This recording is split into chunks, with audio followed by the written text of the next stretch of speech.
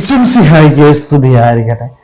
വിശുദ്ധ മർക്കോസ് അറിയിച്ച സുവിശേഷം 8-ാം അധ്യായം 23-ാം വാക്യം.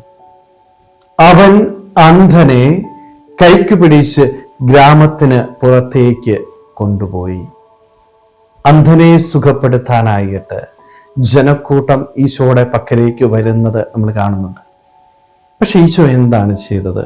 ഈ അന്ധനെ കൈക്കു പിടിച്ച് ഗ്രാമത്തിന് പുറത്തു കൊണ്ടുപോയിട്ട് അവനെ സുഖപ്പെടുത്തുകയാണ്.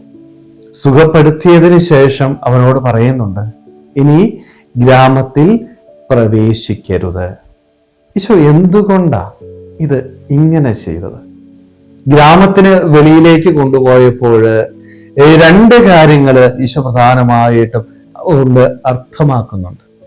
ഒന്നാമത്തെ കാര്യം എന്ന് പറയുന്നത്, അവനൊരിക്കലും ഈ അത്ഭുതങ്ങൾ ചെയ്തത് പേരിനും പ്രശസ്തിക്കും വേണ്ടിയല്ല, ആരും കാണാതിരിക്കാനായിട്ട്, ആരോടും പറയാതിരിക്കാനായിട്ട് അവൻ അന്ധനോട് പറയുന്നു. കാരണം പേരും പ്രശസ്തിയും ആഗ്രഹിച്ചുകൊണ്ട് ഈശോ ഒരിക്കലും ഒരു കാര്യവും ജീവിതത്തിൽ ചെയ്തില്ല. ഇത് നമുക്ക് നൽകുന്ന ഒന്നാമത്തെ ഉപദേശം കേട്ടോ.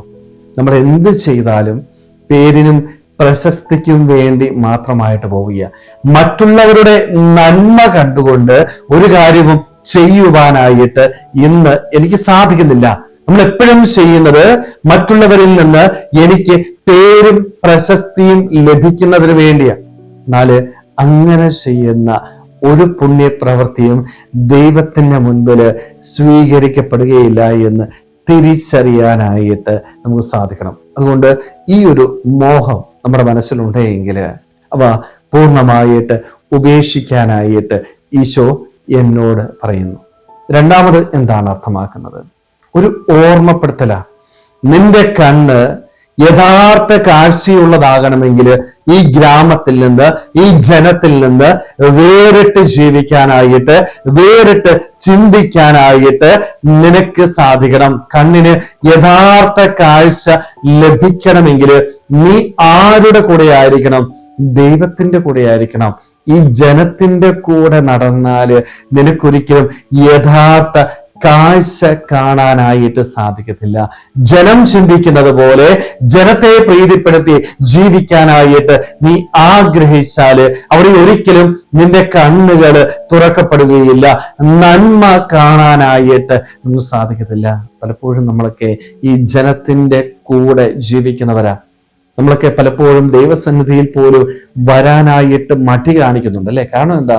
ഞാൻ പള്ളിയിൽ വന്ന് പ്രാർത്ഥിച്ചാല് ആൾക്കാര് എന്നെ കുറിച്ച് എന്നാ പറയും? ചിലപ്പോൾ അവരെന്നെ കളിയാക്കുമായിരിക്കാം.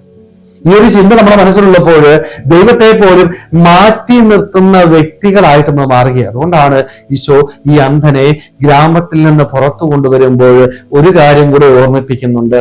നീ ഈ ജനത്തെ പോലെ ചിന്തിച്ചാല്, ജനത്തിന്റെ ഇടയിൽ അവരെ പോലെ ജീവിച്ചാല് യഥാർത്ഥ കാഴ്ച നിനക്ക് നേടിയെടുക്കാനായിട്ട് സാധിക്കത്തില്ല.